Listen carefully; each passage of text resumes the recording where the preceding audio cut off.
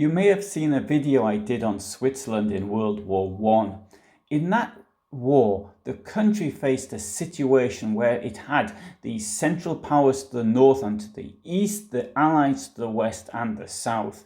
Two fronts met at its territory, one between Germany and France, the other between Italy and Austria. The situation in World War II was different. It was completely surrounded by the Axis powers from June 1940 for a period of 4 years, so therefore to a certain degree it had to conform. There will be all sorts of tirades in the comments section about Swiss collaboration, funding the Nazis, ammunition, Holocaust trains passing through Swiss territory, etc. However, that is not going to be the subject of this video. Instead, I am going to talk about the highest ranking Swiss SS man. SS units were made up of people from the occupied territories and some non-occupied territories such as Spain, and there was even a British SS unit. This video is about Franz Riedweg, the most influential Swiss in the Third Reich, and his recruitment drive for the SS. Riedweg was born into a well-off Catholic family of hoteliers from Lucerne on the 10th of April 1907. At the age of 16, he became a supporter of the Coudenhove movement, which called for a united federal Europe. He completed his medical studies in Bern, Berlin and Rostock. On the 29th of July 1931, he qualified as a doctor. In 1934, he joined the Swiss National Front. The National Front was a political organisation somewhat based on the Italian Fascist model, as most such organisations were. However, it altered to being based on the German model following the Nazi seizure of power. It received its greatest influx in the autumn of 1933 when it made strong gains in the elections in Zurich and Schaffhausen regions. The border areas were also the strongholds of the party. In other regions, especially French-speaking and Italian-speaking Switzerland, the National Front was never really able to gain a foothold. At its peak in 1935, it had around 9,000 members. Obviously, the fun part in being a member of a far-right organisation is dressing up in uniforms, pretending to be patriotic whilst being a traitor, and attempting to seize power. The National Front did this in the summer of 1937 with a march on Bern, during which time they occupied Parliament Square and had a battle with the police, before realizing that even though they were very special people, they were not going to have as much success as Mussolini had in Italy, and then they went home. This led to the party being broken up, but members just reappeared in new parties wanting more or less the same thing. Some of these characters ended up in Germany and joining the SS, not so much because they wanted to fight Bolshevism, but because they wanted to avoid prison in Switzerland. Sponsored by Oberstkorpskommandant Ulrich Willi, from 1936 to 1937, Franz Riedweg was secretary and political advisor to the former federal councillor Jean-Marie Mussy. Jean-Marie Mussy had been a member of the centre-right Christian Democrats, but in the run-up to World War II, this Catholic conservative increasingly veered to the Nazis.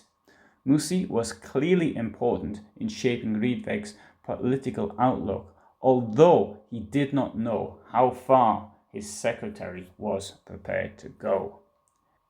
Around this time, Riedweg founded Action Nationale Suisse contre le Communisme, Swiss National Action Against Communism, which he later admitted to be a front organisation to use the threat of communism as a way of promoting conservative, if not far-right, ideology. For example, in 1937, Riedweg worked for the Aktion gegen den Kommunismus, Action Against Communism, which produced the propaganda film The Red Plague, which portrayed the Swiss national strike of 1918, along with riots and conflicts around the world as part of a Jewish Bolshevik intellectualist conspiracy. This strike had happened 19 years earlier and had only lasted 3 days, so by the time it was made, the risk of communism was pretty low. On the other hand, the threat from the far right was much greater, although maybe that was not seen where it was actually produced. The film was made in Munich, financed by the German Nazi Party, and although up until then the most expensive film about to be made about Switzerland, it was banned in that country. Riedweg never returned to Switzerland and took German nationality. That year he went to the Nazi Party rally where he met propaganda minister Joseph Goebbels, SS leader Heinrich Himmler and Reinhard Heydrich, chief of the security police, Sicherheitspolizei SIPO. In 1938, Riedweg married Sybil von Blomberg, the daughter of Reich War Minister Field Marshal Werner von Blomberg, and moved to Berlin, where he joined the SS with the rank of SS Obersturmbannführer, SS number 293744. Whereas von Blomberg was Minister of War until removed, he was very much pro-Hitler and always hoped to return to favour in the army. However, it was not his connection to Field Marshal von Blomberg which allowed Riedweg to rise so quickly. He became Himmler's protégé, mainly due to his anti-communist circles, first to Musée in Switzerland, then to Ribbentrop and his office in Germany.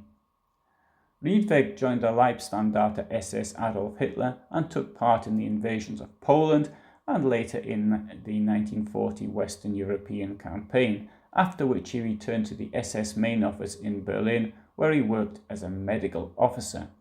From there he went to Stuttgart, where he founded a reception camp for Swiss people who wanted to fight for or work in Germany. This would be the first port of call for anyone from Switzerland wanting to join the German armed forces. In October 1940, Reinhard Heydrich invited people who had been in the Swiss National Front and its various offshoot organizations to a meeting in Munich to see if something could be put together. This, in turn, led Riedweg to the organization which recruited foreign volunteers for the Waffen-SS, the Germanische Leitstelle. In total, around 2,000 Swiss were to fight for Nazi Germany, either in the Waffen-SS or the other armed forces. The Germanische Leitstelle was a department of the SS main office under the command of Obergruppenführer Gottlob Berger. It was set up in the summer of 1941 on order of Himmler, as one of the main departments of the SS and alongside the SS Führungshauptamt, primarily responsible for the military wing of the organization. The objective of this organization was to produce Germanic fighters and as such oversaw the recruitment and propaganda offices for the Waffen-SS in Oslo, Copenhagen, Brussels and The Hague. So obviously it was considering mainly people from Norway, Denmark, Belgium and the Netherlands as its primary recruiting grounds, but was not adverse to taking people from other countries too. Riedweg was subordinate to Gottlob Berger, but because of his talents at networking and contacts within the Third Reich, he could sometimes pass on his thoughts to Himmler directly, bypassing Berger. Franz Riedweg had a subordinate, a known pedagogue who had served time in prison in Switzerland for his actions as part of the National Front. This was Alfred Zander. He saw the Swiss as ideal SS candidates with their long history of being mercenaries for other nations.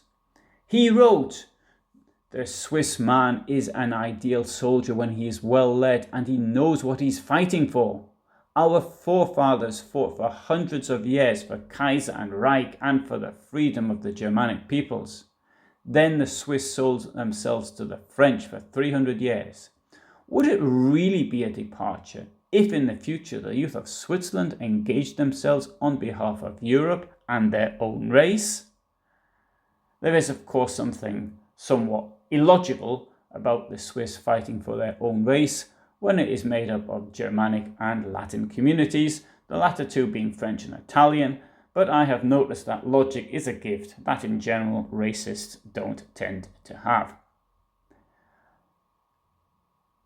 As the campaign against the Soviet Union started, one of the first to die for Hitler was 24-year-old medical student Hannes Mettler. On the 24th of June 1941, he wrote from the Heinrich Himmler barracks in Prague to his parents in St. Gallen. "And if I shouldn't return from Russia, my friends, take this as a last greeting. Do not worry, my death was not in vain." Less than 4 months later, his parents announced in the St. Gallen Tageblatt that their dearly beloved Hans had met an early death near Kiev. His father, Johann Arnold Mettler, an industrialist and supporter of the conservative right, could get consolation that the Nazi propaganda machine reprinted his son's last letter in a book. In 1942, the Germanische Leitstelle provided the detachment of Swiss SS men to return to Switzerland in order to overthrow the government there and to bring it into the orbit of Hitler's new order. Probably someone in the SS got wind of this and decided that it was not a good idea. Instead, the Swiss got packed off to the Eastern Front. Why wasn't a dedicated Swiss SS unit of the Waffen-SS formed? Well, probably there weren't enough of them, although had the 2,000 men been put together in one place, then maybe something could have been done. Spain, like Switzerland, was a neutral country, and it had an official unit at the front, but Spain was on Germany's side, even though it was neutral, whereas Switzerland was officially neutral and more or less stayed that way. But on the other hand, it needs to be pointed out that there was a British SS with a much lower number of volunteers, some of whom just joined up because they wanted to get out of the POW camp. By 1945, there were around 910,000 men in the Waffen-SS. However, around 200,000 were non-German, and added to that, there were 310,000 ethnic Germans, many of whom might not have been able to speak German or spoke it badly. They were recruited largely from Hungary and Romania, which had significant German populations. Between 20 and 25% of the Waffen-SS was of ethnic German origin from Hungary or Romania. We do not know if Riedweg was aware of the crimes being committed in the East, although given that he was often in conversation with SS Totenkopf units, it's hard to believe that no one mentioned it to him, although it was of course theoretically a secret. Himmler once made a comment on the murder of the Jews in his presence. Possibly in 1943, he appears to have started to have doubts on the Nazi regime. He realized that a form of united Europe under German leadership, but with equal rights for all, was out of the question. At the beginning of 1944, Riedweg gave a speech at the SS training school in Bad Tölz, in which he called for the independence of the states of Europe. Calling for such things, of course, was not a good idea in Nazi Germany, and either Himmler rewarded him with a posting to the Eastern Front, or he went of his own accord, seeing his dreams of creating a united anti-Bolshevik Europe shattered. He joined the 3rd Germanic Panzer Corps, which was then in a long retreat from the siege of Leningrad. By the time he joined, more than half of the personnel were ethnic Germans from Romania and Hungary, although it still had the 11th SS Volunteer Panzer Grenadier Nordland, mainly formed from people from Norway, the Norwegian Volunteer Legion, and the Freikorps Denmark, which, surprise, surprise, came from Denmark. There was also a Panzer Grenadier Brigade from the Netherlands. Riedweg knew his commanding officer and was able to get a posting as a doctor behind the lines, but even out of the immediate danger, he would have suffered in the long retreat. He wrote to inform the parents of a Swiss SS Untersturmführer that their son had, and now I quote, Fallen as a hero, the honour of their homeland is preserved to the highest degree by these heroes. Whatever the day's events, the kingdom will come and the sacrifices will not be in vain. Greetings, Heil Hitler, your devoted Franz Riedweg. To my way of thinking, that sounded a little bit like a prayer. The 3rd Germanic Panzer Corps was part of the 18th Army and suffered one defeat after another that took it from the outskirts of Leningrad to Berlin over the course of 15 months. In March 1944, it took part in the Battle of Narva, pulling back into the Baltic Sea region as the German front cracked wide open as a result of Operation Bagration in June and July 1944. Cut off in February 1945, it was transferred to Pomerania by ship to form the newly established 11th Army, which was deployed on the northern sectors of the Oder front. This was part of the ill-fated counter-offensive in the region of Stargard in March 1945, which almost completely finished the unit off. What was left of it was transferred to the northern Berlin sector, where it was completely finished off. On 3rd of May 1945, Riedweg was taken prisoner by the British. By the end of the war, around 300 of the 2,000 Swiss who had fought for Hitler were dead. Many of them had been recruited by Riedweg. Were Swiss SS men involved in war crimes? There was at least one that I know of who was involved in the shooting of 34 Belgian men in the village of Bond during the Battle of the Bulge on the 24th of December 1944. He was a citizen of Sumiswald in the Emmental and killed with an intensity and brutality that suggests a lack of respect for human life. At least those were the words of the Swiss military tribunal, which sentenced him to a maximum 20-year prison sentence. Things did not look too bright for Riedweg in 1945. On account of his activities attempting to encourage Swiss people to either join the SS or otherwise work for Nazi Germany, his Swiss citizenship was revoked in 1944. At this time, now with a lifeline to the Western Allies following the liberation of France, the Swiss authorities did not have to toe such a subservient line to Nazi Germany. On December the 20th, 1947, Riedweg was sentenced in absentia by the Swiss Federal Criminal Court in Lucerne to 16 years in prison for attacking the independence of Switzerland and for advocating for foreign military service. As he did not return to Switzerland, the sentence expired in 1974, so he didn't have to serve any time at all. Strangely enough, although going through the motions of a trial and sentencing, the Swiss never asked for him to be extradited. Riedweg's brother in Switzerland actively campaigned for the sentence to be overturned. It would have been a simple matter for the West Germans to arrest him. He wasn't in hiding, but there was never a request. Could it be that if he had gone to trial, then he might have said something unpleasant about someone then in power? The solution found to sentence him in absentia without him appearing in person appears to suggest this. Of course, had he been arrested, then he would have been interrogated. After Riedweg was released from POW custody, he set himself up in 1949 as a doctor in Munich. Here we have another irony of history. One of his patients was none other than Otto von Habsburg, son of the last Emperor of Austro-Hungary and for 20 years a member of the European Parliament.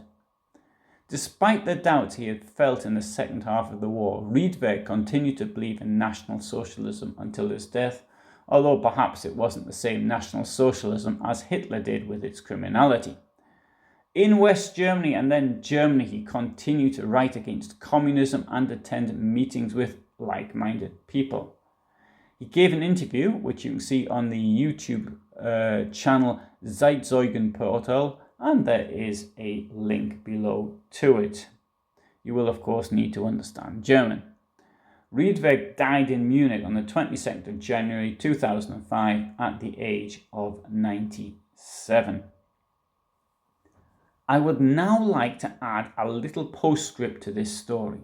From 1936 to 1937, Riedweg was secretary and political advisor to the former Swiss federal councillor Jean-Marie Mussy.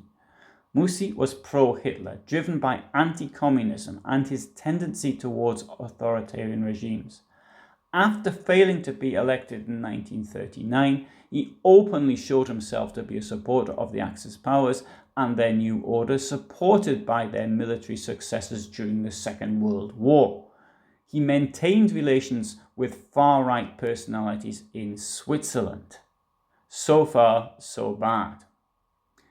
However, towards the end of the war, a Jewish organization requested his assistance as a mediator. Mussy used his relationship with Himmler to come to an agreement at a secret meeting in Bad Wildbad on the 12th of January 1945 that led to the liberation of 1,200 Jewish prisoners from the Theresienstadt concentration camp. These people were able to enter Switzerland and later to leave to go to the United States. The group was saved after $1.25 million was placed in Swiss banks by Jewish organizations working in Switzerland. However, the money was apparently never paid to the Nazis. In this way, Mussy, the former pro-Nazi, to a large extent the mentor of Riedweg, the SS recruitment officer, at the end became a Holocaust rescuer. So I hope you found that interesting and you subscribe, but if you don't want to subscribe, then don't subscribe.